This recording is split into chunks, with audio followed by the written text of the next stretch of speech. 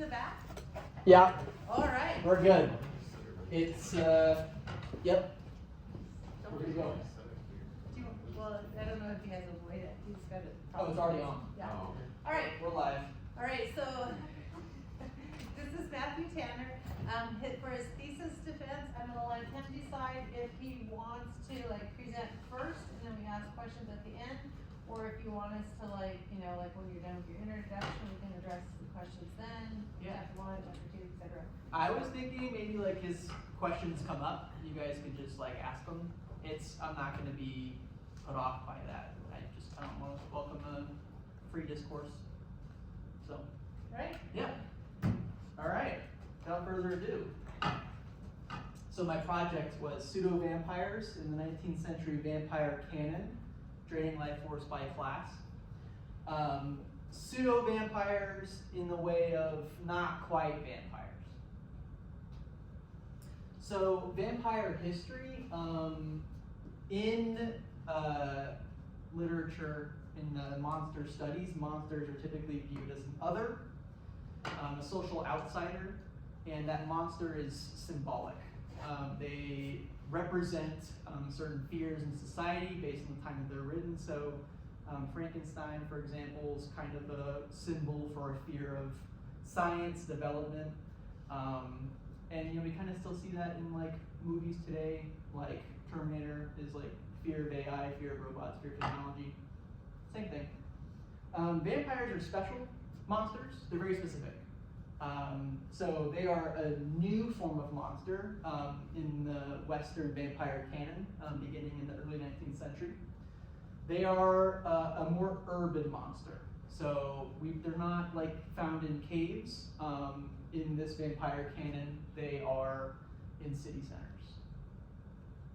And because they're in society, they have to blend in. That's what makes the vampire so unique as a monster, is it has a normal camouflage. You can see it on the streets at night in London, and you can walk right by it and you wouldn't notice. So the vampire canon that I've identified is these three works mainly. There's some other serializations, I think Barney the Vampire, sometime during this, but I didn't think that as significant in this vampire canon, so I left it out. So it's these three works: John William Polidori's The Vampire in 1819, Sheridan Le Fanu's Carmilla in 1872, and Bram Stoker's Dracula is the culmination of all vampires. He is the iconic vampire. So the evolution of the vampire. Throughout the canon, there is some characteristics of the vampire or the vampire story that is consistent. So Lord Ruthven is Polidori's vampire, and the setting is London, mostly. He is an earl, so he's an aristocrat, he has high status, and he preys on women, and he is manipulative and amoral. Carmilla, that's Sheridan Le Fanu's vampire. The setting is Styria, which is a fictional place in Eastern Europe. So we're going back to the kind of typical vampire Eastern Europe where the folklores originate. She is also an aristocrat, so high status once again. And interestingly, she also preys on women, even though she is a female vampire. And she's also manipulative and immoral. And Dracula starts off in Transylvania, and then we move to London for the majority of the novel. He is a count, so he's still an aristocrat, and he also preys on women, and he's also manipulative and immoral. But there are some differences. It is the uniqueness of these vampires which we have to take notice of. Lord Ruthven escapes at the end. There is no brutal death scene, gets away. And then for Carmilla, it's a rural location, and she is a woman. So it does change the logistics of the storytelling because she is a woman. And Dracula is not particularly handsome, whereas the other two vampires are outwardly very beautiful. And Dracula also creates acolytes. So in Dracula's castle, he has these three vampire women who Jonathan Harker is very struck by when he runs into them in his castle, and Renfield, who is also like a burgeoning acolyte. But pseudo-vampires are not normal vampires. They do not drink blood. They do not need that blood for sustenance. They drain their victims in other ways. So they still carry these vampiric traits, which is why I consider them vampiric. They are immoral, they are manipulative, and they drain victims. And when I say amoral, I say that as opposed to immoral, because they act outside of a moral-immoral boundary. They're completely amoral and empathetic to their crimes. And but they still have vampiric traits, these pseudo-vampire or human traits. They are not static characters, so they change over the course of the story. The human pseudo-vampires, as opposed to the normal vampire who is always evil, right? Dracula, he's always the villain in the story. He's always the one causing conflict. Whereas pseudo-vampires operate in a very unique place in the plot. They create conflict, and they are also the villain, but they are the main character still. So they're not like morally gray, no, they're bad people. And they're also very physically attractive, pseudo-vampires. They need that in order to manipulate their prey. And they're also they're of high class. Heathcliff eventually. And they drain victims metaphorically, whether that be through life essence, will to live, expropriation. This is how they drain their victims. And they operate uniquely in the plot, as I said, so they're both the villain and the main character. They transform during the plot. There's a before and after they're a pseudo-vampire. And there is a weird self-death thing at the conclusion of each novel. It separates them from the normal vampire canon. So this is a sort of jank timeline I put together here that is shifted over to one side because I could not figure out how to put it in the middle. So we start with Polidori's The Vampire in 1819, and then I am arguing that these two texts, so Emily Bronte's Wuthering Heights in 1847 and Oscar Wilde's Dorian Gray in 1891, should be considered part of the vampire canon. They follow certain characteristics of vampire narratives that I believe should be considered part of them, and they contribute to the vampire canon. We see that these additions are something that can be seen in future vampire works like Stoker's Dracula. Matthew, can I just ask for clarity? Mm-hmm. This is an argument you're making. The concept of the pseudo-vampire is an argument you're making also, right? Or is this something you're lifting out of existing analysis of monster? Yes, I am arguing that pseudo-vampires, that is a completely original This is your thing. construct, okay. Yes, I tried to look for something maybe with different language. It was kind of tricky. There were a few instances where characters like Dorian Gray were used in argument to say that, like, I think one of the examples was Anne Rice's Interview with the Vampire. Lestat is a very Dorian Gray-esque character, and she was the scholar was arguing that Rice probably got some characteristics from Dorian Gray. It never made the argument that they were that Dorian Gray was a pseudo-vampire, or that they were vampiric in so many words. And I just feel like the pseudo-vampire narratives should be given credit for having affected these vampire narratives. Thank you. Yeah. Yes? Did you originate pseudo-vampire as a phrase? Yeah, I needed something that was like, they're kind of a vampire. Good on you. Thank you. And I have another question. Yeah. I'm still confused about your distinction between amoral and immoral. Mm-hmm. Somebody who's a predator and kills others, I don't know how that's amoral. Yeah, immoral in the sense of they know that they're doing a bad thing and they're choosing between a moral and immoral action. And amoral, they operate completely outside of that. They don't heed to morals. Okay. Yes. Okay, That is how I made that distinction. okay. Although it could be faulty. So, Paul, if it helps, if you think about animals, like animals that eat and kill, I mean, they're not doing it for moral or immoral reasons. The humans, we have that higher consciousness. So, like, we have to choose what we're doing. So vampires are non-human in the way, in that same way? Mhm.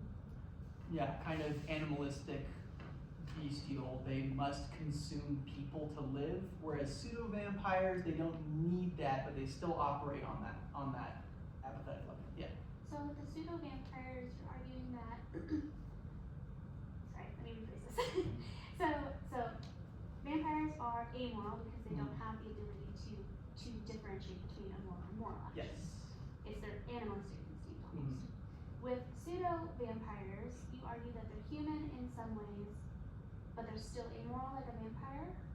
Yeah, they still like have that urge to want to drain others. Okay. And there's certain things that inspire that ability to not heed the morals. Yeah, sure. So we'll get into that a little bit later. Please ask me the question later if you're still unsure about that. Okay. But it all comes down to class. All vampire stories have to do with class in some capacity. All of the vampires that we saw in the vampire canon were upper class. Even Twilight, the Cullens, live in a fat house, right? Vampire Diaries, like the Salvatore brothers, the rich, there's always this part of a vampire's identity. They must be upper class, they must be kind of refined in some way. Dracula is a little bit more dusty with the refinedness, maybe one time. But that has to be a part of the vampire's persona. They have to have an upper class. So I wanted to kind of find what is this part of them? Why do they have to be upper class? So here are the rules. They must be at least a higher or equal class than their prey. They cannot be of lower class and then drain somebody of the upper class. They must be equal or higher. And that social-economic conflict must be central to the plot, or central to the concern of the author in some capacity. In Dracula, we kind of see this, one of the main concerns of Stoker was he was thinking in some way about degeneration. Dracula is a degenerate. In the end of the novel, he even mentions Max Nordau and Cesar Lombroso, who are two degeneration theorists. So it was clearly on his mind that Dracula is degenerate. We're going to get into degeneration a little bit later in the Picture of Dorian Gray part of the presentation, so we'll talk about that later. So these two novels, Wuthering Heights, Heathcliff begins as working class, and then he ascends to a higher class in order to seek his revenge against his enemies. So there is mobility. And there's also an expropriation plot. Expropriation is a term I got from a scholar who's arguing expropriation is taking property from somebody else. That is the way he used it. Terry Eagleton, yes. Very fascinating work. A lot of Marxist work on the Brontes if you want to check them out. But he's arguing that Heathcliff has a desire to expropriate the property from his enemies. And so because Heathcliff starts as a working class, I argue that Bronte shows a bottom-up approach to class, meaning that it's from the perspective of Heathcliff. We are rooting on Heathcliff and his endeavors to expropriate his enemies, even though he's like a really bad person. And he does some really despicable things. He hurts a lot of people. There's still a sense of like, we're, as a reader, like behind him, and we see all his actions and like hear his thoughts. So we need to like see this come to fruition. And then in the Picture of Dorian Gray, Dorian is an upper class dandy, so he doesn't work. Dorian parties. That's what dandies do. He is very upper class, but he does not have a title, crucially. There is a scene where another character, Lord Henry, we'll get to him later. Another pseudo-vampire, he talks to one of his uncles, and he was like, so what is Dorian's past? and he was like, yeah, he has like a very rich and titled grandfather, Lord Kelso, who does not pass down his title to Dorian. So that is a part of the degeneration that we'll talk about in a little bit. But because Dorian does not have a title, he is not quite the same status as other characters, such as Lord Henry. But there is a philosophy predicated upon wealthy privilege in the picture of Dorian Gray. We'll get into this philosophy later. It impacts Dorian greatly, but it is based on this idea that you are better than others because you have wealth. And Oscar Wilde talks a lot about this upper class degeneration. That is one of the main focuses that I'm arguing is impacting Dorian and his decision making. But because there's all this talk about degeneration, Wilde depicts a top-down approach to class. He's focused on the upper class degenerating. He's not focused too much on the lower class. In fact, there is very little representation of the working class in this novel. It is only basically kind of down to Sybil Vane, who's one of the main characters that Dorian drains. So we'll get to that in a little bit. But here's my thesis for Wuthering Heights. This is the first novel, chapter 1 of my thesis. Heathcliff steals from Hindley Earnshaw, who is the eventual master of Wuthering Heights, and Edgar Linton, who is the master of Thrushcross Grange, their seats of power and subjugates their descendants as his own. Heathcliff dominates Hareton Earnshaw, Linton Heathcliff, and Cathy Linton as the new master. They are all the second generation of the story. A pseudo-vampire interpretation focused on Heathcliff reveals how Emily Bronte uses Heathcliff to represent a rebellious and resentful attitude towards the socioeconomic system that oppresses those of lower status. Okay, before I get into, I feel like we need a little bit of a family tree here because there's quite a few names. It'll kind of help us out if we do some diagramming. So there is Wuthering Heights, and my handwriting is awful, so please tell me if you cannot read anything. There's Wuthering Heights, that is house number 1, little home, and there's no door, but there is a window for some reason. And then there is Thrushcross Grange, Thrushcross Grange, and then in this house there is Edgar Linton,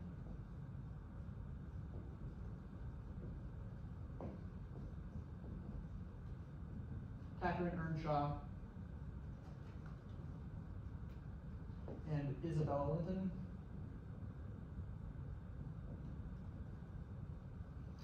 And in this house there is Hindley Earnshaw,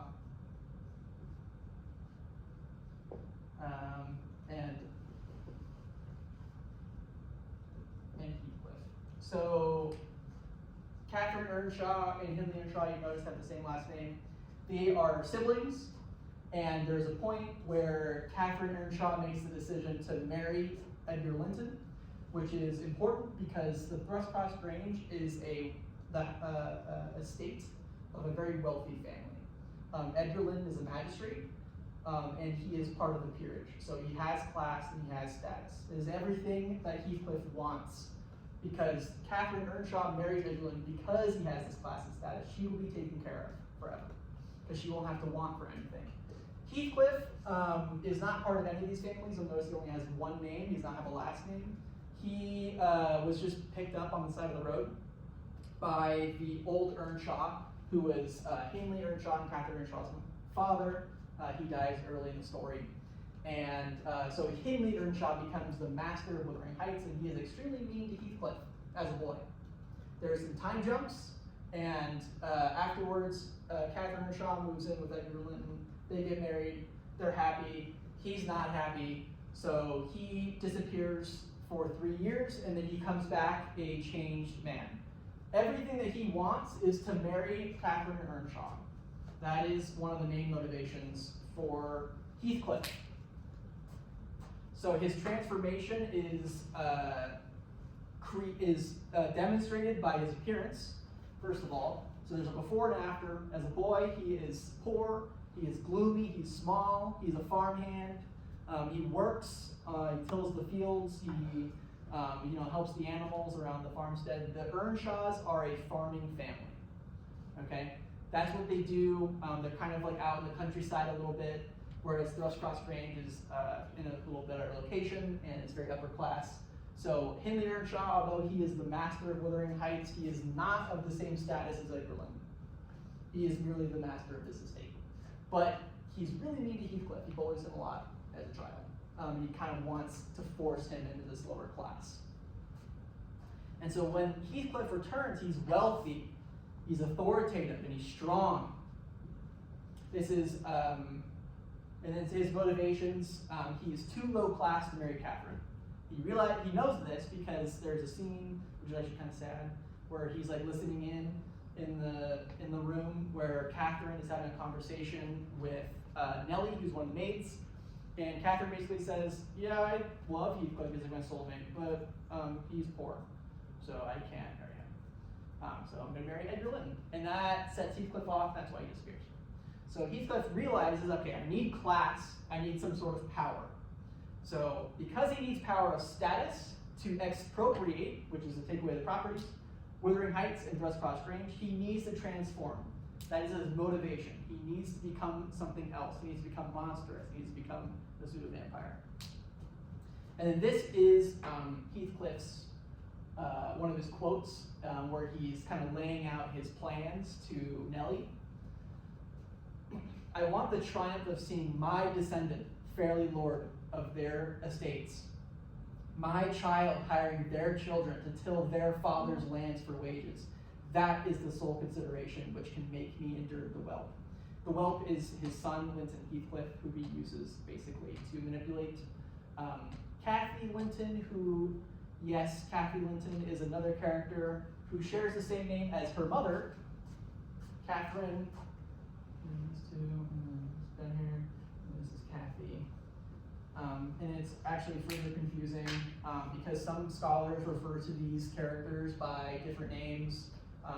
I refer to the first Catherine as Catherine and the second Catherine as Kathy, although Dr. Beth uses it the opposite way. So that's just how it happens. Reading scholarship on this is a little bit confusing. Anyways, all you have to know is that Kathy is the daughter of Edgar Linton and Catherine Earnshaw. So Heathcliff wants to manipulate her later in the book, so he uses his son, Linton Heathcliff, despicably to do that. So Heathcliff needs to manipulate his prey. Vampires need manipulation. They cannot overpower. They are not the type of monster that'll go in and destroy everything and then kill what they want. They need to have some sort of manipulation. It needs to be kind of savvy. And even more so for pseudo-vampires, because they need to get close to their prey. They don't have any supernatural abilities. They just need to drain them. And so Heathcliff uses his appearance to do this. He returns hot, essentially. He's very good looking when he returns. He had grown a tall, athletic, well-formed man, beside whom my master, who's Edgar Linton, seemed quite slender and youth-like. His countenance was much older in expression and decision of feature than Mr. Linton's. It looked intelligent and retained no marks of former degradation.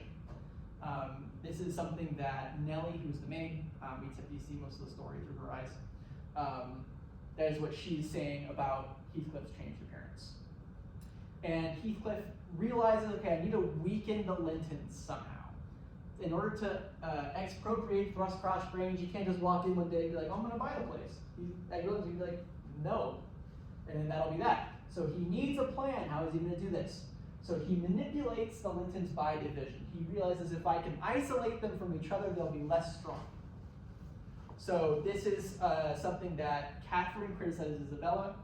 Isabella is Edgar Linton's younger sister, and she has googly eyes for Heathcliff. This is what Catherine says to Isabella about that. Pray don't imagine that he conceals depths of benevolence and affection beneath that stern exterior. I know he couldn't love a Linton, and yet he'd be quite capable of marrying your fortune. He's after your money, sis. He's not after you because he has some sort of affection for your beauty or your personality. He wants your money. And so how does he drain them? This is the salient thing about vampires, right? They must drain people. So how does Heathcliff drain his enemies? He drains the men by expropriation. He must take their property from them. This is something that Nellie is saying about, this is something that Catherine describes Hindley Earnshaw. So before he finishes all this stuff with the Lintons, he thinks, okay, well, I'm going to take the property from Hindley Earnshaw first because that'll be easier. This is how Catherine, his younger sister, describes him. He is reckless and covetous. So he also drinks and he gambles. So Heathcliff's like, I know what to do. And then he makes him gamble away all his money to him. So it's pretty simple. There's not a lot of stuff spared in the novel for that. It's just all of a sudden, it's like, yeah, Hindley owes Heathcliff like a ridiculous amount of money. So he takes the property away from him. He expropriates Wuthering Heights. And then he must drain the women by life force. So in the novel, Catherine, then Isabella, then Edgar Linton gets sick. There's some sort of illness. And I'm arguing that the illness that happens, that takes them, is exacerbated by their isolation from each other, which is something that Heathcliff does. Heathcliff does not make them sick, but he does drain their will to live.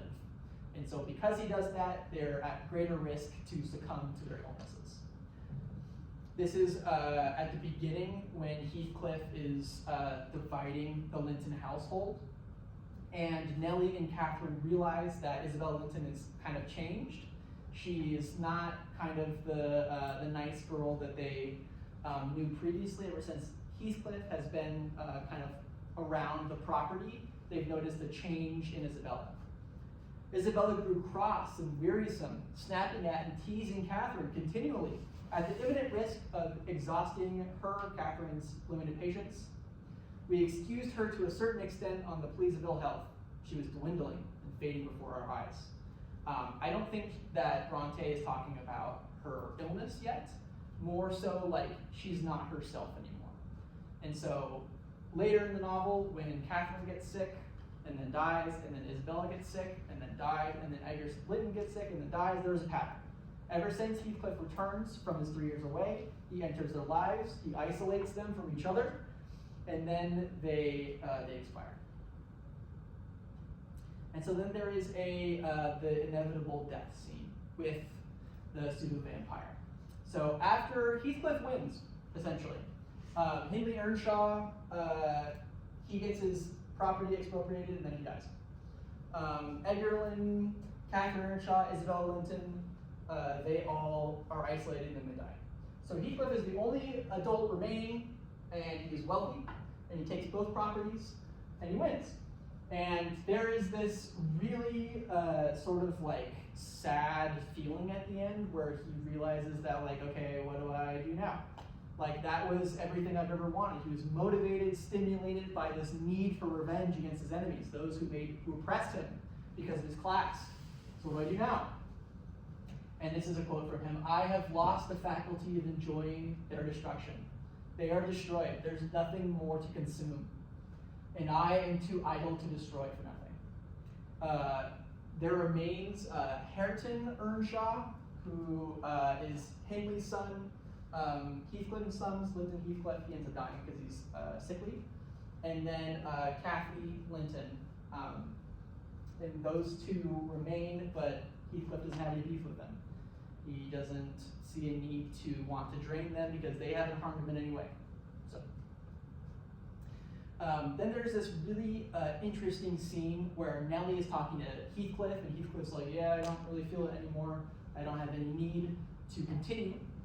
And he's like kind of described as having like shadows in like the candlelight.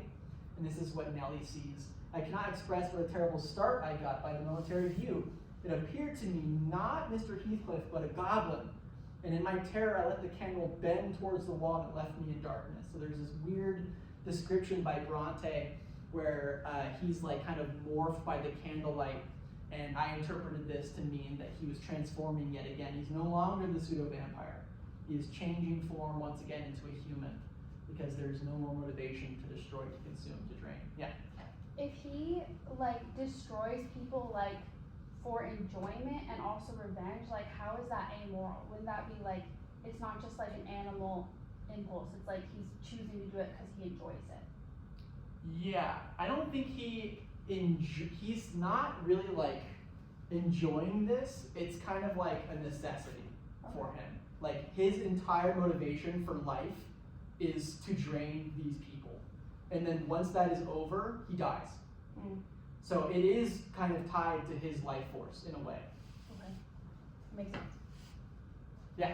Sorry. Okay, are we back onto the same thing? I've been writing all of them down.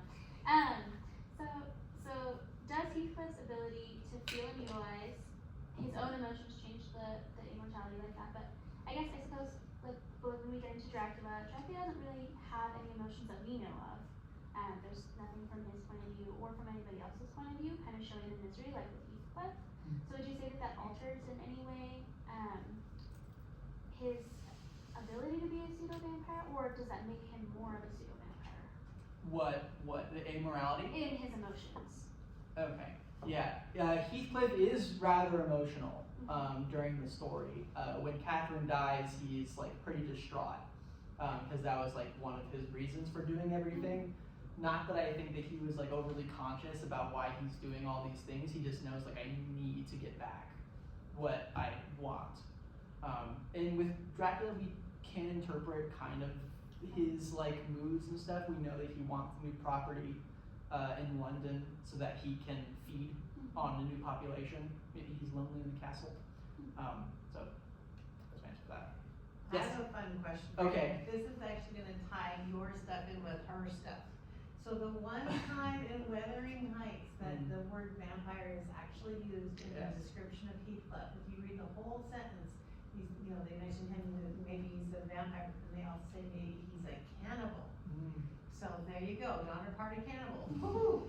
All right, so like in your, your pseudo-vampire and using that word, and the whole thing that you created with it, like why not like work with the idea of being a cannibal in this particular story? I don't know that it would work with Dorian Gray, but like here, like what, like some of these things that he's draining their blood and whatnot. I mean that's metaphorically vampiric, but it's also metaphorically cannibalistic. Yeah. To cannibalize somebody is like you're using it for sustenance, whereas like physical sustenance, whereas the pseudo-vampire is kind of draining somebody for like a metaphorical sustenance. Heathcliff has this motivation where he needs to drain people to get back at it for revenge purposes. Okay, So he sustains him in that way. So that's still the difference between a vampire and a pseudo-vampire, because a real vampire would do it for sustenance. Maybe, I mean, he does also drain. He does also drain the men of their property. And Dorian Gray drains, we see a few of the men that he kind of parties with. There's like one paragraph that spares that. But he does drain them of social status. They can't appear in society in the same way. So like, he drains them in other things, I suppose. He is still cannibalizing humans, but he's taking away from them something other than their life force. Okay. That would be my idea. Right. You're just gonna keep taking questions. Yes, sure. And if you're gonna go here later, that's fine, but I guess one of my questions, are you presenting the idea that Bronte is in conscious dialogue with the vampiric canon in writing Heathcliff? No. Okay. Yeah, I'm arguing that if the value in examining this text as a vampire text reveals her concern about class.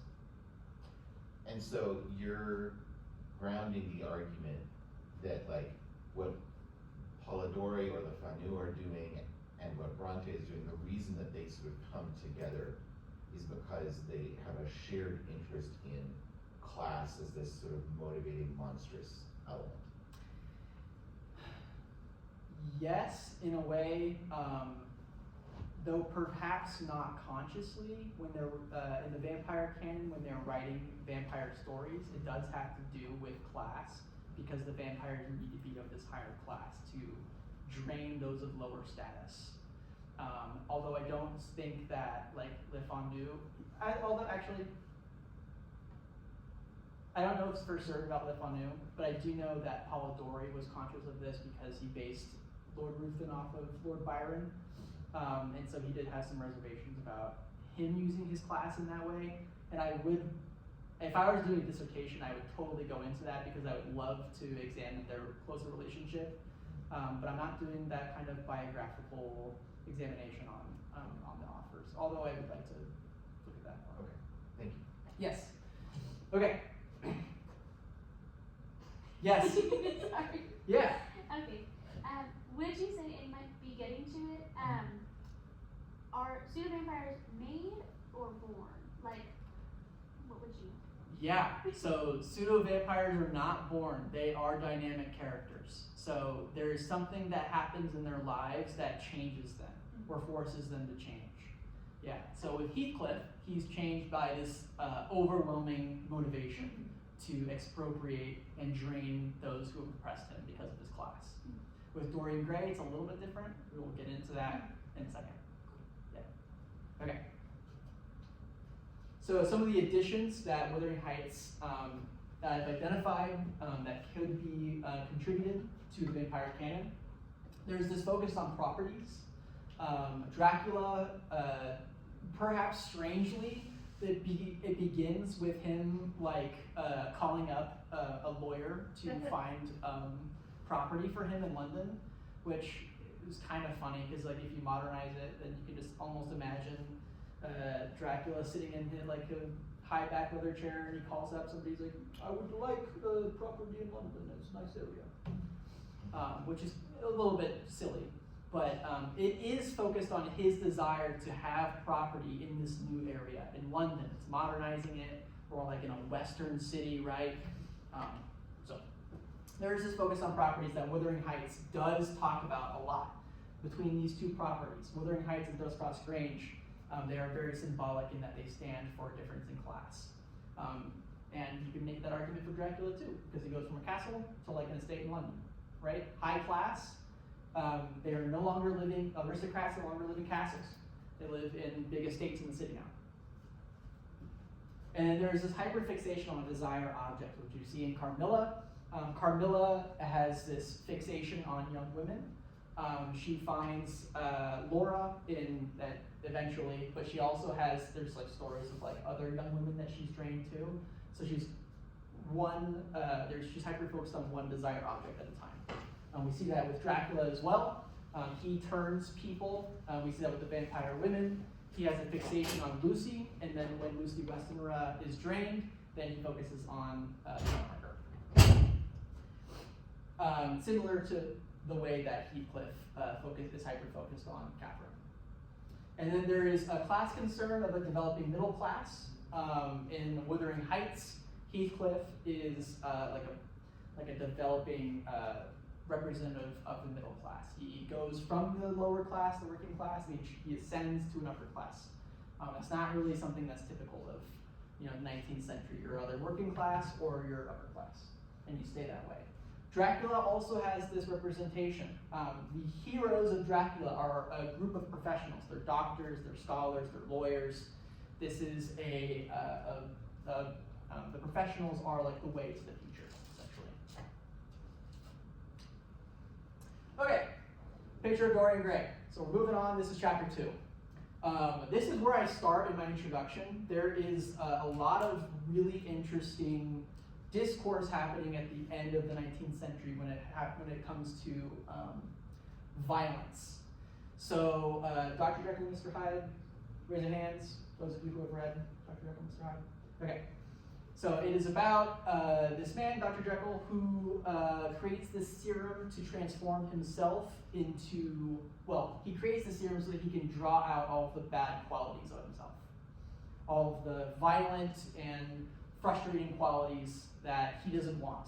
And what this does is it duplicates him into Mr. Hyde, who is low class, brutal, violent. And so this division between professional class, who is proper and kind and respectful and wealthy, that is very different from the only other option, which is represented in Mr. Hyde, who is lower class, more of a brute, he's violent, those are all the tendencies. So this depiction of one side versus the other, one side is upper class and nice, one side is upper or lower class and violent. Okay? And then only 2 years later, Jack the Ripper went on a very famous killing spree. I don't know how much of us have done some internet research about this, or who have actually walked London and seen all this stuff. But there is a series of murders in 1888 where the famous serial killer Jack the Ripper kills a bunch of prostitutes, which makes this really interesting and applicable to my thesis, is that there was a problem catching Jack the Ripper because he played with social consciousness of the time about who is violent and who is not. Do you think that all the police were like, okay, so there's these serial killer, let's go knock on all the doors of the estates of the rich people? No. They were like, yeah, it's probably some poor person who is drunk and likes killing people. They did not look at the other classes. And how is this represented really well? If we see kind of like this little map here that is not very high quality. There's 2 police forces that are in charge of the case. There's the City of London Police, who is in charge of policing the rich people on the west side, and then there's the Metropolitan Police, who is in charge of policing the poor people on the east side. And Jack the Ripper was very savvy with his murders because he would kill somebody on the west side, and then he would escape to the east side, okay, or vice versa. And because he was doing this, the police forces, by the way, did not communicate at all. They despised each other. So there wasn't like, oh, we have a murder here on the east side, I'm gonna call up the chief of police on the west side, make sure he's filled in on everything. No, actually, there was actually a point where there was a murder, and then both side polices met up in the middle, and they were like, hey, what are you doing here? And they're like, what are you doing here? And they're like, we're trying to find Jack the Ripper. And they're like, oh, we are too.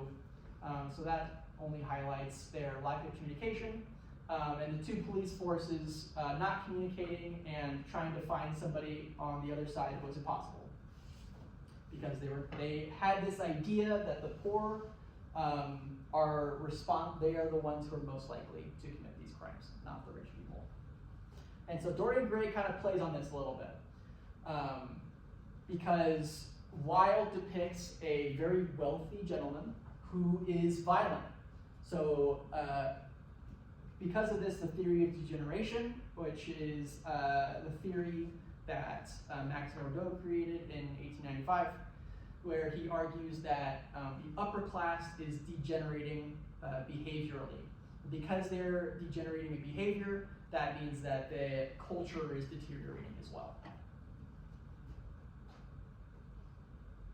So because Oscar Wilde talks about degeneration, we were looking at a more top-down view of class, right? The upper class is actually capable of committing these violent crimes now. This is something that the Jack the Ripper case and the Dr. Jekyll and Mr. Hyde kind of hint that there is this problem, there's this class consciousness that the poor people commit crimes and the rich people are perfect. But that is not actually the case, and Oscar Wilde has contention with that.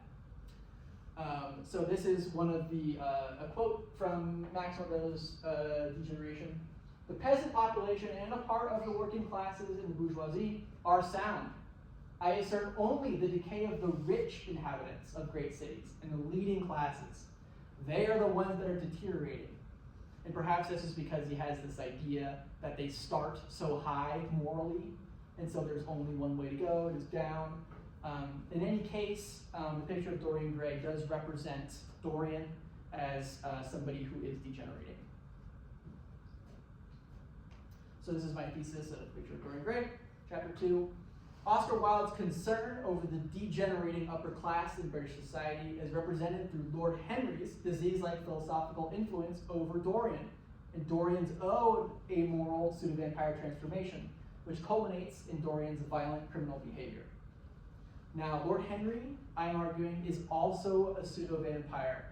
He is somebody who does not have a transformation over the course of the novel. We are focusing only on Dorian Gray. But Lord Henry is responsible for Dorian's transformation. His philosophy, this is something that he manipulates Dorian into embodying. You must seek pleasure at all costs. That is the one thing that you are to do as a pseudo-vampire Dorian. He tells him that lower class are tools merely for your pleasure. And this sort of influence leads to Dorian making a Faustian-like deal with his portrait. So the picture of Dorian Gray, Dorian, there's three main characters that we know about. Who's that over there? There is Dorian, who is, remember, somebody of high class.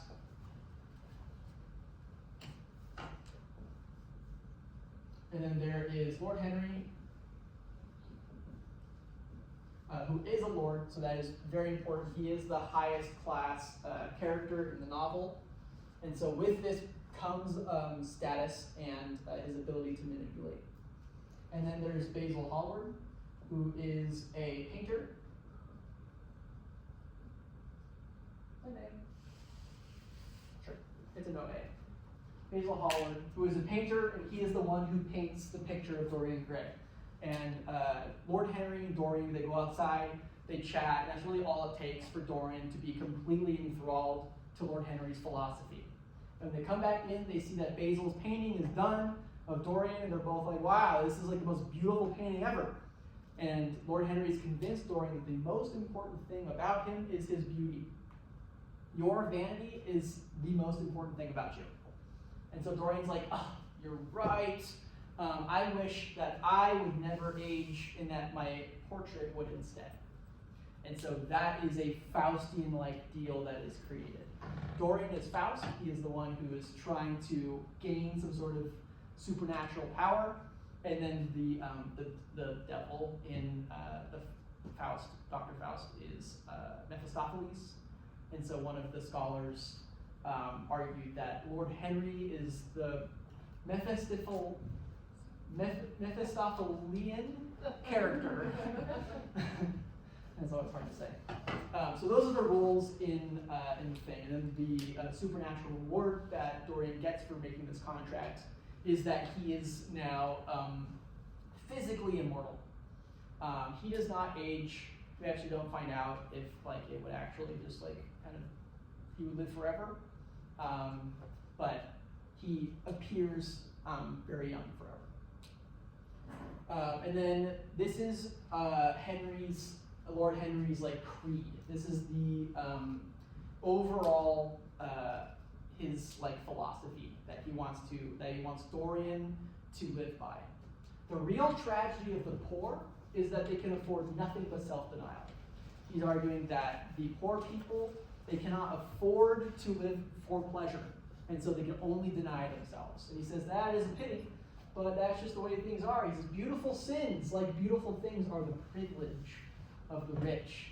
So he's saying, Dorian, you have the ability to live however you want. It's your privilege to use others as tools. He says you are the one who is allowed to drain others. That is your privilege. And then Beer and Wright are some scholars who argue that Lord Henry imagines himself transforming Dorian as if he were a piece of marble, fusing him in the process of recreating him. So when Henry transforms Dorian into a pseudo-vampire, Lord Henry drains Dorian of his innocence and his morality. Although Dorian does resist at first. So because there is no motivation for him to transform into a pseudo-vampire, it's not the same process as Heathcliff, you'll notice. Because there is no motivation for revenge. He's Dorian's wealthy, he's inherited this grand estate in the countryside, he doesn't need anything.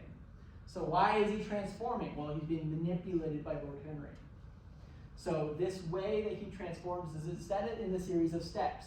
it is not so easy to transform somebody into living this like this cruel life. So Lord Henry drains Dorian of his innocence and his morality. But then Dorian desires eternal vanity with his portrait, and then that's where he creates this deal. But Dorian initially resists this transformation. He's not yet completely immoral. He first has to find a way out of this. So Dorian actually finds this young actress. She's beautiful. The only problem is she's poor. She acts on the East Side. He sees her perform all these Shakespeare plays, and Dorian is completely enthralled. And instead of following Lord Henry's philosophy, which would state, hey, just like take what you want from her, take all the pleasure you need, and then move on, because it's your privilege, right? You can commit as many beautiful sins as you want. It's not your fault. Instead, Dorian's like, I'm going to take responsibility here, and I'm going to betroth myself to her. So they're engaged, and Lord Henry and Basil Hallward are like, I don't like that. She's poor, buddy. But they cannot convince him, and so Dorian's like, let me prove it to you. Let's all go to the play, and we'll see like how magnificently she performs. Unfortunately, when they get there, Sybil is not performing how Dorian usually sees her. In fact, she is quite drab. She's still beautiful. Lord Henry admits, she's like, hey, she's really pretty, but she's kind of a terrible actor. And Dorian is like profusely apologizing to Henry. He's not to Basil. He's like, Henry, I'm so sorry I've brought you here, which kind of speaks to their tandem, their relationship as a pseudo-vampire sire and acolyte. But Dorian goes down to talk to Sybil after the play, and Sybil says, oh, wasn't it magnificent? Like, I don't have to perform anymore. I don't have to fake being in love because I'm actually in love with you. There's no more performance. And Dorian's like, I hate that. That was terrible, and I never want to speak to you again, and you're going to be like a third-rate actress in this like ugly theater forever. And you're always going to be poor. Goodbye. And then, so you have to think about it from Sybil's perspective, where she is like, you know, kind of in La La Land. Dorian is this beautiful, rich gentleman who is, you know, coming down to see her perform, and then she throws it all away in his eyes. So what does she do? She drinks poison, and so she dies. So this suicide is, I am arguing, representative of Dorian draining her will to live. So he drains Sybil, but then he doesn't know that she dies. He doesn't immediately know that she commits suicide. He goes home, he rests, he wakes up, and he gets a letter, and it was like, Sybil Vane is dead. And so he realizes, oh, that was me. I'm the one who did that. But Lord Henry comes over, he comforts him, he's like, listen, take the pleasure from this. This is what you're supposed to do. This is your beautiful sin, and it's your privilege to do this. And so Dorian's like, you know what? You're right. So I've murdered Sybil Vane, yet the roses are not less lovely for all that. The birds sing just as happily in my garden, and tonight I'm to dine with you, my little buddy, and then go on to see the opera later. He's like, my life is fantastic. You're right. I don't have to worry about this. And so from then on, he is completely immoral. He does not operate on the same system. He merely drains others for what he can take from them. And so the draining aspect of this. Dorian drains Sybil Vane. He takes from her the pleasure of seeing her perform and seeing her beauty, witnessing that. And then he drains her will to live, and he is completely immoral to the effects of that. So then he moves on. And then there's a weird time skip. There's a really heavily criticized chapter, I think it's chapter 11, where Wilde kind of bounces off the walls, explaining like all of the kind of hip things in the fin de siècle that they're like talking about at the time. And it's a really long chapter. It's the longest chapter too, but it's supposed to represent the time skip and all the things that Dorian is like interested in and kind of plays with. And then after this, I think maybe 15 or 20 years goes by. Dorian still looks exactly the same. He's still beautiful, like looks 20. But he runs into Basil Hallward, who hasn't seen him in a while. Basil's running to catch a train, And Basil's like, I heard that you've been a terrible person, and that everybody who hangs out with you is essentially spoiled forever. And these are the list. It's like one paragraph where Wilde has Basil list all of Dorian's victims, his prey. There are no more women, you'll realize, on here. It is only men. There's a boy in the guards who is now dead by suicide. So this is another similar situation to Sybil Vane, although Wilde does not give us details on this. There is Sir Henry Ashton, who is exiled from England entirely, can't come back home. Adrian Singleton, who came to some unknown, dreadful end. We don't know if he's dead or he's not. Lord Kent's son, who has a tarnished career, he can no longer pursue that. And the young Duke of Perth, who has a broken reputation. So all of these men are drained of their social status in some way. They can no longer contribute to society because of what Dorian has done to them. And we can kind of interpret that this means that them hanging out with Dorian has ruined their reputation in some way. So you can argue that Dorian is draining them of their social reputation. He does not drain the will to live of anybody besides the boy in the guards, which we don't get a lot of detail on that, and Sybil Vane. And then this is where Dorian starts to show signs of degeneration. So Wilde is arguing that there is the upper class that is slowly deteriorating in their behavior, in their attitudes towards others, and it is self-afflicting.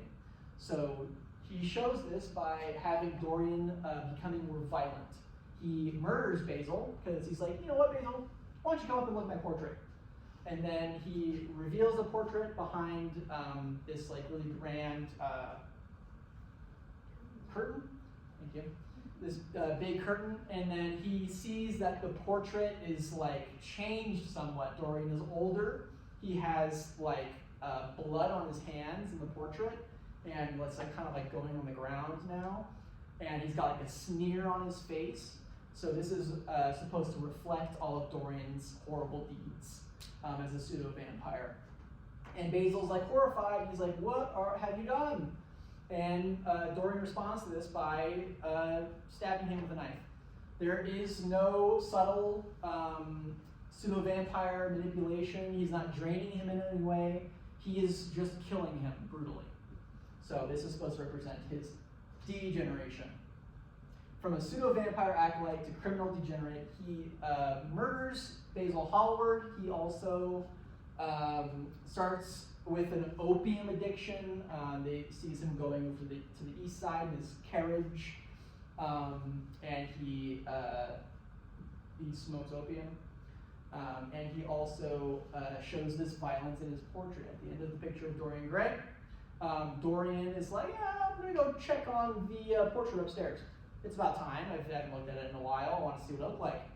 And he reveals it, and he is even more deteriorated. He's like really old and wrinkled, and he's got like a ton of blood like on the floor and like all over his hands. And his reaction is really fascinating. Instead of going, oh my God, look what I've done. You know, I've committed all these crimes. I'm so cruel. But that is not how he reacts at all. He's like, oh no, I'm so ugly. This is like horrible. So it's his vanity that is driving him to have this reaction. It is not actually his guilt. He's still immoral. But it is his degeneration which has caused this extent. And so his degeneration forces him to be violent as his first reaction to the scenario. He doesn't like want to drain anything. He just thinks, okay, I'm going to take this knife that I stabbed my friend Basil with, and I'm going to destroy the portrait so that nobody else can see it. I don't want them to see how ugly I am. And so he stabs the portrait, and then this really cool scene where the narrator flips to the perspective of this police officer who's walking by the house, and then he hears this horrible scream, and he walks upstairs and he sees Dorian that is like collapsed on the ground, and it's this old man. He's like, who is this old guy that has this knife stuck in his chest? And so that is the conclusion of the story with Dorian killing himself. So if Dorian's pseudo-vampirism symbolizes a degenerating British upper class, then Dorian's self-destruction at the end of Wilde's novel represents Wilde's concern that England's upper class degenerative behavior is causing national self-destruction. Because if this is happening to Dorian, who is the symbol of degeneration, then it is also happening to everyone in the upper class. So the additions, the vampire. Can I jump in just real quick? Yes. To what extent is Dorian Lord Henry's lower class tool / toy? Yeah. So Lord Henry, he doesn't have a specific title. I don't know if there's like a earl or a duke or whatever. All we know is that he does have the title, and Dorian does not. But is he the puppeteer? Yeah. So his. And is Dorian a victim of his, or like what do you do with that? Yeah. hypothesis? So if Henry is like the higher, if he is the sire, the vampire sire, and then Right. Dorian is the vampire acolyte. Right. Dorian would never have developed these pseudo-vampire tendencies if Lord Henry was not there to install them in him. And then whenever Dorian is like doubting himself, Lord Henry is always there Right. to manipulate him back into thinking like, no, Right. this is okay. So is Wilde's critique of Henry more than Dorian? The critique is still of Dorian because he goes along with it, and perhaps the critique would be like you should have the strength to resist. Okay. But part of the fear, what makes this like sort of scary, is that pseudo-vampirism, this degeneration, is poisonous, and then it can go from person to person. So you might be manipulated by somebody else in the upper class, and you have to look out for it. That's the warning that that he's trying to pass along. I was going to say something else, I like but that. I forgot what it was. That's okay. So perhaps we will find out later. Yes. While we're sort of in this neck of the woods though. Yes. So I know you're wanting to construct the argument that this is a pseudo-vampiric narrative. But earlier you made some references to this being a Faustian bargain, right? Yes. And I mean, there is also a tradition in Western literature of that, like temptation narratives and deals with the devil, etc. Yeah.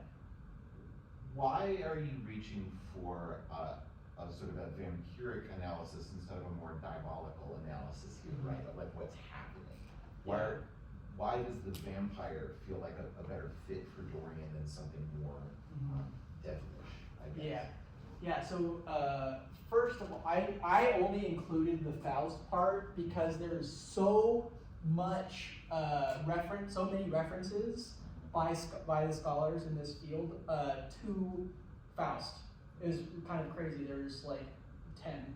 And so this is like a Faustian deal, but because I think that Dorian and Lord Henry are vampiric because they like to take from others. That's kind of where I started with this passion of mine to talk about this. It actually started with like, I want to talk about like psychopaths and like CEOs, and like that there was some sort of connection with vampirism because they like to take from others.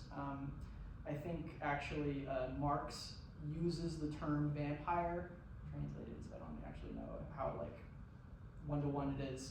But I started there and I was like, vampires, like they exist to take from others. They must sustain themselves on others. It is cannibalistic in that way. But it was not like, Dorian is kind of doing this for the fun of it, and it is kind of devilish in that way because he gets pleasure from it. But I was always of the mindset that he is vampiric because he likes to take from others. So it was kind of like that. Where I don't know if devils do it much the same way. My understanding of like a devil is that they like they do it for their impish pleasure is to like make others suffer for fun, which is kind of what Dorian is doing. Although the vampiric aspect is like he's taking from it. Yeah. Yes. Any more questions at this point? No. Okay. So I remember what I was going to say towards your question. There is a really cool scene where Dorian was having doubts about Sybil, and then after he has the full transformation, there is this scene where Dorian and Henry are sitting down at the opera, and there's like kind of like stadium seating, kind of like this, where it's like elevated. And Dorian sits in a chair like right here, and then Henry sits in a chair right behind him, and he's kind of like crouched behind him. And that image was so important for me because it represented how Henry was like controlling him, manipulating him. He's the one pulling the strings, he's the one behind everything. And then the degeneration, which we talked about a little bit. Degeneration is very present in Dracula because Dracula is supposed to be a degenerate, someone who is violent, takes from others. That is the fear that Stoker is trying to, that he's concerned with. So adding to the vampire canon, the pseudo-vampire narratives must adhere to the vampire canon in some ways. They do contain high-class vampiric characters. They are amoral. They manipulate others. These are the ways that it adheres to the current vampire canon. They must be attractive in some way. But they also must change the vampire canon in some way. They must add something to it. Remember in the very beginning, there was the slides where we talked about, very briefly, how Polidori's vampire and Le Fanu's vampire and Stoker's vampire and Dracula, eventually, there are always kind of changes. There's additions to these new vampire stories that adds the vampire canon. Nina Arbach in Our Vampires Ourselves, which is a really fascinating book that you guys should read, she argues that it is like the small variations in these vampire stories that is really the important part of them. That's what carries on the tradition, is how we change them bit by bit. For example, Edward Cullen is a high schooler. Maybe that is something that she wanted to add to that story. But these different class depictions in these stories is one area where Wilde and Bronte add to the vampire canon in some way. Bronte shows a bottom-up approach from Heathcliff, which is kind of new for a vampire story, because we focus on Heathcliff's ascension from working class to upper class. And then Wilde's top-down approach is something that we're also seeing with degeneration. And that is something that we do see again in Dracula. But these pseudo-vampire stories must have unique plots in that there is a transformation of the vampire some point in the story, and there is the self-death endings. So Bronte and Wilde's focus on class dynamics and morality also prove that their novels fit within the vampire canon. That is always a central part of vampire stories. Because when you are reading Carmilla, or you're reading Lord Ruthven's activities, you're constantly thinking as a reader, like, that is a horrible thing that they're doing. They're so monstrous, right? That's something that we can definitely see in these pseudo-vampire narratives as well. So these shared characteristics of vampire novels, including a focus on class, draining victims and manipulating others, as well as the new way pseudo-vampires behave, arguably demonstrates how these two pseudo-vampire narratives contribute to the representation of Bram Stoker's iconic vampire Count Dracula. A pseudo-vampire reading of Emily Bronte's Wuthering Heights and Oscar Wilde's picture of Dorian Gray allowed for a unique perspective of class dynamics when contrasting the two novels. And that is a very silly but very long works edit. Do we have any questions? Yes. Hi, Matt. I'm Logan Green. I Hi. used to work here. And Yes. I remember reading your application when you applied a few years ago. And now I get to see you at the completion, which is very sweet. What a full circle, I know. interestingly. That's wonderful. So, I was really interested very much in the economic implications of this class structure that these different novels show. And the way you described them, they sounded like parasites. It's a parasitic relationship of the upper class feeding on the lower classes. It's very interesting considering that this is still at a time when the class system is very strong. I mean, they haven't gotten rid of it yet. Just look at the weirdness of the royal family. But the class system was, they're the good ones, really, and then the lower class is just, don't look at their everything or and all that. So I wonder if you could say a little bit more about the way in which these writers see the upper class as actually parasitical rather than having value. Yeah. And you mentioned Marx a few times, so this is definitely a Marxist kind of reading, and I really like that element, when you can pull that thread out a little bit more. Yeah. And you know, when you started talking, that you were emphasizing this class difference, immediately the first thing I thought of was a modest proposal, which is very similar. It's this, you know, grotesque metaphor, but at the end it says, yes, but really, it's just a parasitical consuming of the poor by the rich, you know, with no moral justification at all. Yeah. So that's that whole consciousness of questioning the value of the upper classes. Yeah. And really critiquing their unconscionable behavior toward the lower classes. It goes throughout this whole vampire element, which is a fascinating interpretation of vampirism. So would you say a little bit more to the Marxist element in that? Yeah, actually there was something that I really wanted to look into, and there is, I'm sure, more scholarship about this. But if we take a more biographical reading of all these authors, they all have Irish ties. Sheridan Le Fanu, and Stoker, and Wilde, and Bronte. It's really interesting because this is like a historically oppressed nation under England, right? So they're all kind of familiar with this idea of oppression and being taken from constantly by the upper class, or by somebody who's, or you know, a people who is more privileged. So I wanted to represent that in some way in the novel, but I couldn't overtly make that connection because I was kind of more concerned with the pseudo-vampirism of it, not more overtly about like the vampires representing an upper class taking from the lower class. So I was making more direct examples of that. No, I see that. I think this is a really, really good master's thesis. But if you ever wanted to go on to do a doctoral dissertation, which I don't necessarily want to encourage. I've heard that from several sources. The time may not be right for that, but Yeah. if you do, I think that element of this is really profound, because that whole, the image of the vampire still runs through popular culture. Yeah. And so, and it intrigues me, you know, it annoys me, because personally I don't believe in vampires, and so I get very annoyed with, But we can be vampiric. yes, but vampirism itself seems to be an enduring concern. So I appreciate your seeing that as a kind of parasitical consumption of the poor by the wealthy. Yeah, that is something that's where I started with this whole thing. And I really wanted to highlight the fact that vampires is constantly concerned with class. Yeah. And so that's part of the reason, well, I kind of started with the idea that like, wow, there's way too many iterations of vampire stories in our society right now. The movie Sinners recently, have you guys seen Sinners on the theaters?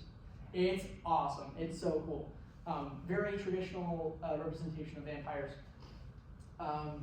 But that idea that it's so popular today in pop culture and that it continues to live on means that there's something culturally there that we're all like in tune to. Like vampires are cool, yeah. But there's also something that has to do with like the idea where they're taking from other people, they're wealthy. So that's something that we're seeing more and more of in our society, that the wealth gap is expanding because in our capitalistic society, they are oppressing the lower class, and that's the way that they're able to make more money. So maybe that happens, that has to do with vampires. Also, I would like to commend you on your perfect pronunciation of thrush, crush. Cross range. Cross range. I find very difficult to say twice in a row. And you Or did. Mephistophelian. Yeah. Yes, those are fun. Yes. My question's not a critique. Oh, yay! Yeah, I really like the paper. I learned a ton. And talk to me more. You get there in your conclusion of the paper. Talk to me more about this notion of dynamism and transformation. And here's what I'm thinking. Yeah. Again, scholar to scholar. Monstrosity implies pre-established, like to reveal what is already there. Yeah. Creature, we use creature for Frankenstein because he's not in fact a monster. Yeah. Creature is a creature and is turned into a monster. Mm-hmm. And so I'm really, as I was reading your thesis and working my way through your conclusion, was very interested in the notion of transformation in these characters. Heathcliff transforms as a means to an end. for Dorian, the transformation seems to be the end. Like he Yeah. wants to be that guy, right? He doesn't want to be this other guy. Mhm. He doesn't want to be an aging human, Right. who will someday be unattractive and old. Right. So where did you end up with this? Like, is it a change that's triggered, or is it a condition that is revealed with Yeah. these two characters? Where did you? Right. I hear what you're saying about the. I think Frankenstein is a really good example of that, because Frankenstein is only he's perceived as monstrous because of his appearance, but that is because of the label that people put on Frankenstein as a monster. Right. Society makes him the monster. There's no like inherent monster. You can have monstrous qualities, but it is what people consider you. Right. And I think that that's kind of where us, the reader, comes in, because we see that Dorian and Heathcliff, their actions are very monstrous, right? They take from others, they're amoral, they don't care about the consequences they cause to others. People die because of what they do, and they don't care about it. That is monstrous. Right. And so I think that us, the reader, has that role in claiming that they are the monstrous ones. Okay. And I mean, also, there's like so many depictions of other characters calling that character a monster too. But are they born monstrous, or do they have monstrousness thrust upon them? Yeah, they are not born monstrous. They are dynamic in that way. Okay. So it's very soon in the novel where Dorian starts the transformation process, but he starts off being described as like extremely innocent, and actually Basil Hallward is telling Lord Henry, please do not mess with him. You're about to do. He's so innocent and pure and beautiful. He's my friend. Yeah. And Lord Henry's like, no. And so he likes to craft him to what he wants. And then Heathcliff becomes this out of what he would term a necessity for him, right? He needs to do this, so he transforms into the monster. He does not start off this way. He's friendly with Catherine, and with Nellie, he has she's sort of like a mother to him, and he transforms because he needs this revenge. Okay. So in that way, he's not static. So for him, it's a changes. choice. It's a choice. So, but Yes. it's not a choice. It's not a choice for Dorian. Although I guess to some degree it is a choice, because like he can just decide no, but there is this other factor of like he is being manipulated. So the fact that he does resist, it does indicate that he still has the ability or choice. yeah, there is the ability to resist this change, and he tries to resist at some point, but Henry's hooks are just like too far in him. So that would flip Logan's question about parasites, that this is, the consumption is self-consuming. That the upper class is both consuming the lower class, but also consuming itself. Yes, Okay. that is part of my conclusion. Yeah, Center. good point. Yes, Okay. that it is a part of my conclusion That's in the chapter last 2. paragraph, right? Yes, Basically, you is- end up there, is it's unsustaining. Yeah, is that it eats itself. It is a self-afflicted wound that the upper class is degenerating, Okay. and they are doing this to themselves. So like if we take Lord Henry's pseudo-vampire philosophy and we apply it to all the upper class, to where like, Lord Henry changes Dorian, and maybe he doesn't continue on this like lineage of vampires because he dies. Well, we got half a dozen names that say We otherwise. do, have that, although their social ruin is not, does not affect Dorian for some reason. Yeah. Because he is just so beautiful, and like, how can somebody beautiful? Basil should have painted them, and then they could have made the deal, and then they too would be beautiful. Yeah, Beautiful sins. I think we ended off with Basil saying like, I don't want to paint something like this again. It's like so perfect. Thanks, man. Yeah. A question that might be a critique. Okay, yeah. And it goes to Wuthering Heights, and I'm gonna express, I'm in the presence of much better scholars than me on any of this, so I'm just gonna say some things that I'm feeling uneasy about, and we'll Yep. see if you can resolve my unease a Okay. little bit. Yeah, I think that Wuthering Heights is my weaker chapter. I just think it's a little challenging, because to the extent that I know how to give a sort of Marx-inspired reading of it, Hindley Earnshaw in some ways is a better representation of this kind of, right, destructive, self-serving aristocrat you're talking about. It's hard for me to position Heathcliff next to some of these other figures you've got because, sure, there's the transformation element, but it's not like Dorian's transformation. He's leaping classes in order to revenge himself against a class that has treated him pretty. There's a reason why he's changing as opposed to Dorian just naturally being like that. Yeah, and I'm especially loath to say anything about Frankenstein in the presence of a Frankenstein scholar. But like to the extent that I can situate Heathcliff in the world of these kinds of narratives in the 19th century, he almost feels more like a creature of the Earnshaws who, having been mistreated by them, tries to take his revenge. Yeah. So, walk me back then to like, what is the vampirism in Heathcliff that ties him enough to these figures that you're treating as canonical that like, no, he's a better fit in some way with Dracula and Lord Ruthven, etc. Yeah, I think with the pseudo-vampire part, the reason why I picked Heathcliff as opposed to Hindley Earnshaw is because he has the transformation. Hindley is very much a static character. He starts off as like horrible and he ends as horrible and violent. But towards the point of like how Heathcliff fits with the other vampires is a combination of things. It's one, his appearance. He is very like physically dominant, and he uses his appearance to manipulate others. And he is also amoral to the point where he doesn't care about others, and that's kind of the monstrous quality of him. When he uses his class to take from others, that is the part that makes him vampiric for me. So Hindley Earnshaw is essentially like a common bully.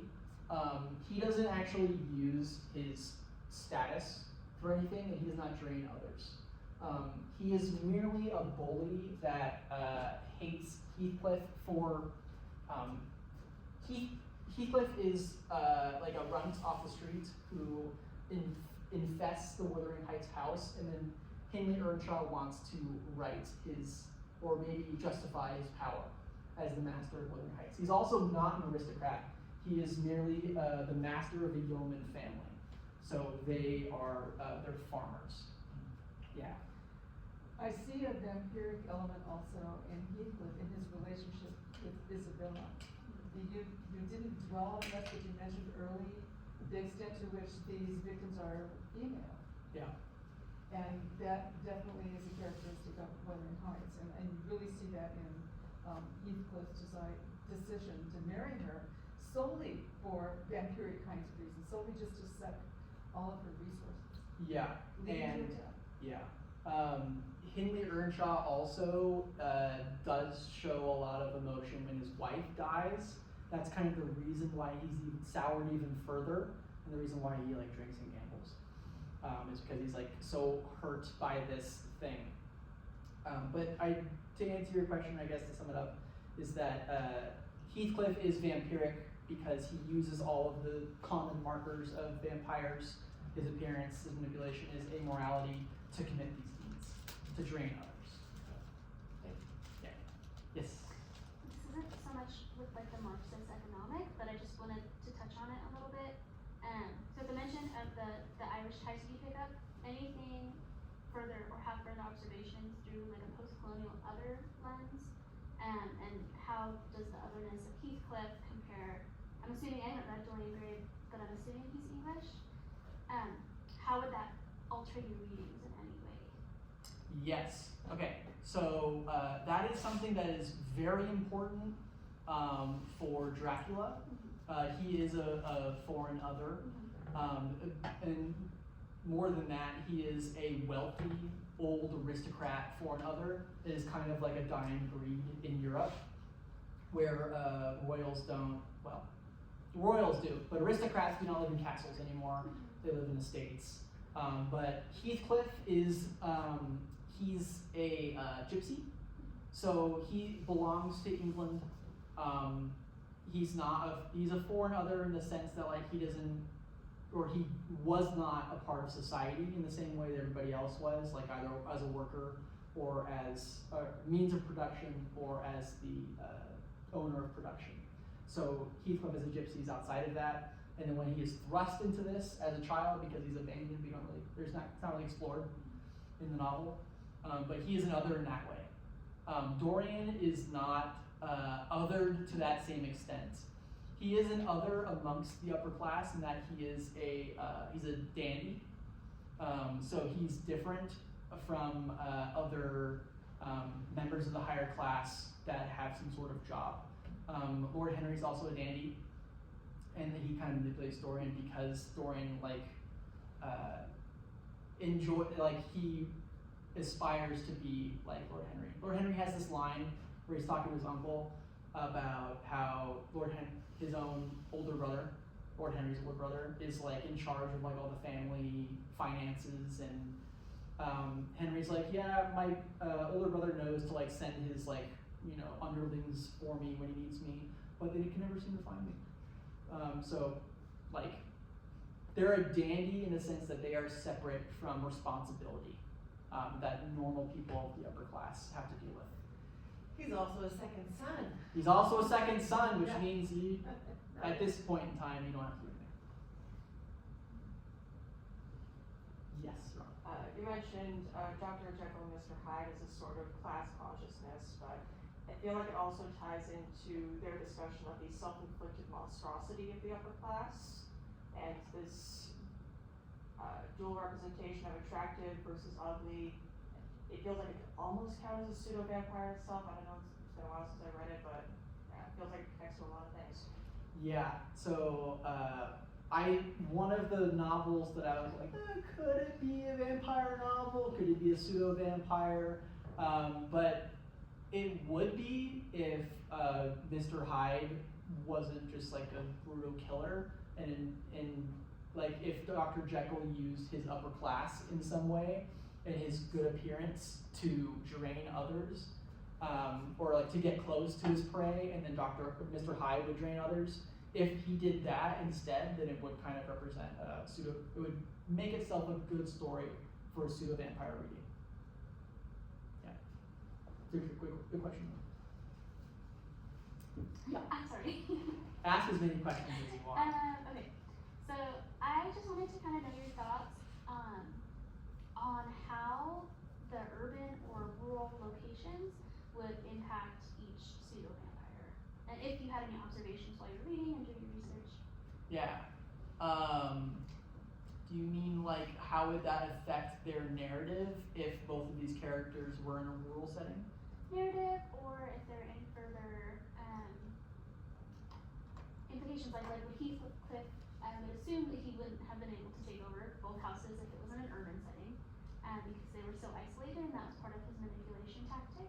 So I was just wondering if you had any other observations around the impacts of the location on the character developments. Yeah. So in Wuthering Heights, it takes place on the moors, Yorkshire area. So it's like Stormland essentially. That's why it's called Wuthering Heights. But it is kind of isolated itself. Wuthering Heights is, but there's Thrushcross Grange, and you can kind of imagine that is more like modern, urban, city-oriented. Edgar Linton is a magistrate for the village town. I forget what the town is called that they're a part of. But it does kind of affect Heathcliff in that he can do these things at Wuthering Heights. He actually murders Hindley Earnshaw after a point because Hindley Earnshaw lost everything and he's got nothing to lose, so he attacks Heathcliff. Self-defense. He kills Hindley Earnshaw, and there's nobody around to kind of make consequences a problem for him.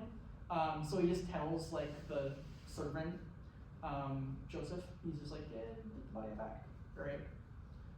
So in this way, there's kind of some isolation involved. The morality of the consequences isn't really a problem, whereas it is more so a problem in the picture of Dorian Gray because we're in the middle of the West End in London. So all of these things that are happening, Dorian has to have some kind of distance. Like there's a whole kind of plot line where Dorian has to dispose of Basil's body, where he I think he burns it, and then he tells like a scientist friend that he knows to come over, and then he bribes the scientist friend. Actually, he threatens and blackmails the scientist friend to get rid of the remains, and then that scientist friend ends up killing himself. Yes.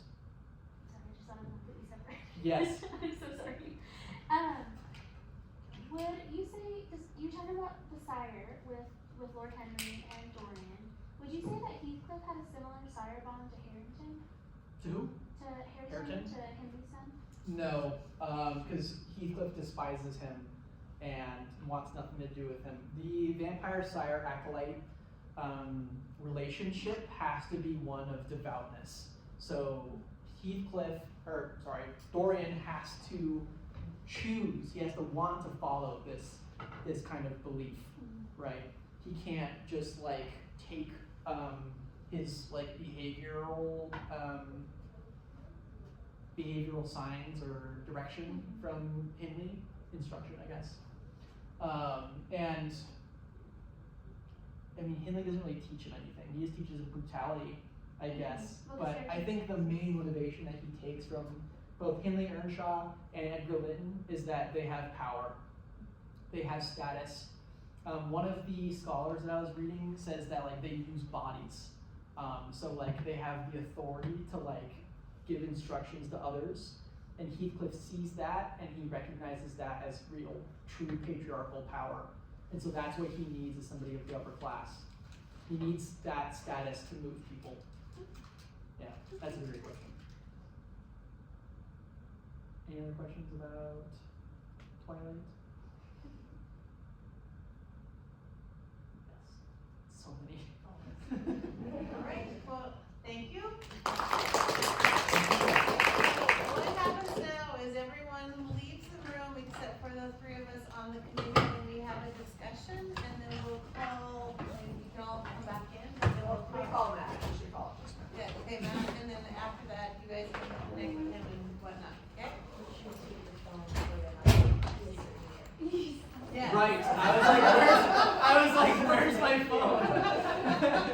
That is an excellent point. Thank you so much. I totally would have forgotten that. I wonder if it's still recording. Oh, thank you, Dr. Green. Nice to meet all of you.